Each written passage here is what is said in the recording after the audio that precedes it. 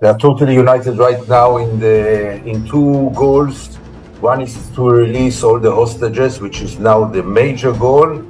And then they are still believing in crushing Hamas, and I think the government will have full support to continue the war. I don't see Israel giving up now, continuing the war. I hope it will not get back to the same intensity, because if it gets back to the same intensity, it means now destroying the south part of Gaza, where now there are already over 2 million people there. Israel has no idea what will be the day after, even if they will destroy all the southern part of Gaza and trash Hamas. There is no plan. And if there is no plan, the war should stop. Emotions are very anti-Arab, and we need a new leadership. I don't see anything happening with the current leadership and the current mood in Israeli public opinion, which is very extremist now and very nationalistic and very right-wing. The only hope is international intervention. And again, even this I don't see, because the United States is getting into election year, and I don't see Biden doing much more than he did. And I don't see hope right now. Israelis will be very happy to empty Gaza from the Palestinian people. The only problem is that this is not only not moral, it's also not legal and not practical above all.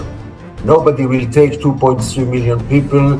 Nobody will let Israel to transfer 2.3 million people. Israel will not decide where the people of Gaza are going to live their lives. Israel has no right to decide so. Israel did one Nakba, and it doesn't have any right for a second Nakba. Israel is doing for 55 years in the West Bank, and what the army is doing is just crimes of war on a daily basis.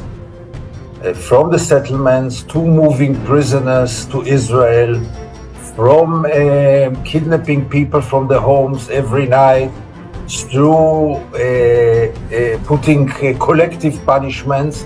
Those are all violations of the international law, and they are all happening on a daily basis. And this is not in time of war, this is in time of routine life.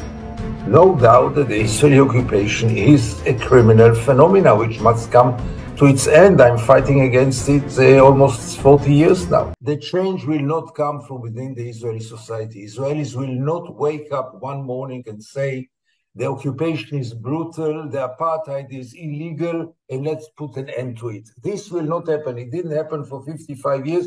It will not happen. It will happen only if Israelis will start to pay for the occupation, to be punished for the occupation, and to realize that the price is too high for them to maintain it. First of all, unfortunately, most of the Israelis are not exposed to those images, because Israeli TV and Israeli media and newspapers are trying to avoid, not everything obviously, but most of the atrocities are not being shown in Israel.